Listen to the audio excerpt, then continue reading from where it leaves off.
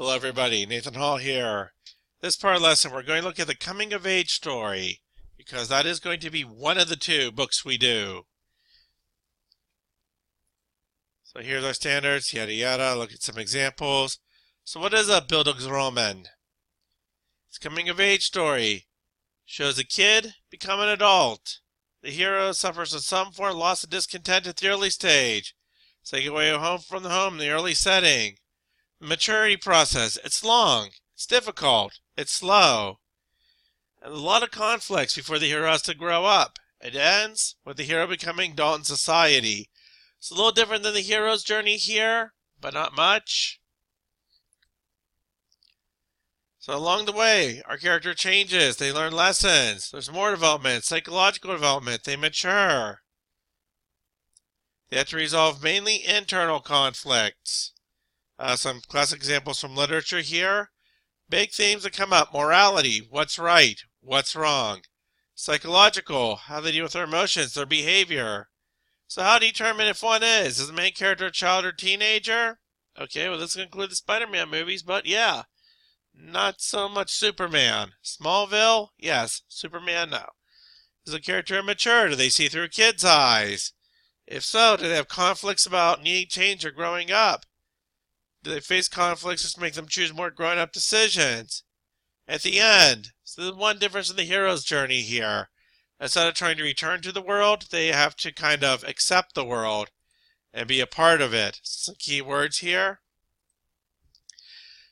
And graphic storytelling. Some of the best, most award-winning, most famous books out there are coming-of-age stories.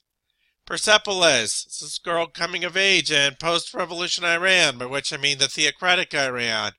Government in power now. Stitches, disfigured boy grows up in a dysfunctional family. You can see the picture there. That is a scar along his neck. And Fun Home, a woman reflects on how her father dealt with her homosexuality and his as well. So let's start with these. Persepolis. Rebellion is a huge theme in Persepolis. Her parents do not support the revolution. They're pretty active as rebels, actually. However, our young girl, like most girls, ends up rebelling against her parents herself and the society at the same time. You can see here she really loves Western culture. She expresses herself against rebellion. And she ends up playing a lot of tricks on people, like you can see here, lying saying Michael Jackson was Malcolm X. It was the 80s. He could do that to avoid punishment. But she grows into adulthood outside of Iran in Vienna, in Austria. She returns to her family afterwards, and at the end of the book, her mother tells her, "This time you're leaving for good. You're a free woman. The Iran today is not for you," and forbids her to come back. So basically, her mother gives her the freedom to be a woman in the West, but she has to give up on her childhood and everything else. Geographically. Here's a questions to answer. Some of these will be in the homework. Stitches. This one's true story. The writer, David Small, his father was a radiologist, meaning he worked x-ray machines.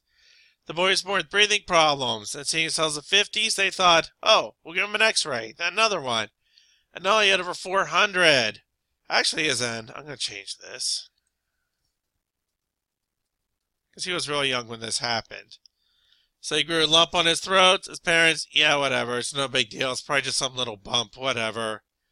Turned out to be cancer, which they put off for years. The surgery to remove it gave him that scar. His parents didn't tell him about it. He found out about it through some letters they wasn't supposed to know. So this kind of brings to the surface how Noah's family, going back to his grandparents, that's how they dealt with problems. They just didn't talk about them. They just pretended they weren't there, even though they were. Here you see his mother silencing him for being about to criticize his grandmother. So he retreated into a world of imaginary characters that became a little darker as his reality became darker. And his dreams as well. Becomes a really troubled teenager. In all his life he had a fascination with Alice in Wonderland. His little boy used to wear a yellow scarf, pretend that was his blonde hair. And he symbolized a psychiatrist as the rabbit in the book. So later as an adult he reconnects. So again, a few questions with the homework. Notice this is all shades of gray, whereas Persepolis, Straight black and white. Different scan quality, so it doesn't quite look the same, but trust me. And there's some questions about the symbolism. So Fun Home. This one here is actually very award-winning, one of the classics of the genre. A woman who grew up in, I think, Beechwood, Pennsylvania. Her house was also a part-time funeral home, so that fun is for funeral. Growing up, she began to realize that she was gay, and also, in retrospect, she realized her father was also gay. But the difference is her father tried very hard to stay in the closet and act normal, and tried to force her to be very girly and feminine, even when she didn't want to be. So recently this was made into a Tony Award-winning musical. One piece of symbolism in particular comes out from this panel, which is one of the best songs the musical came from. It's called Ring of Keys. So some questions from the homework about that. And here's one we're going to read.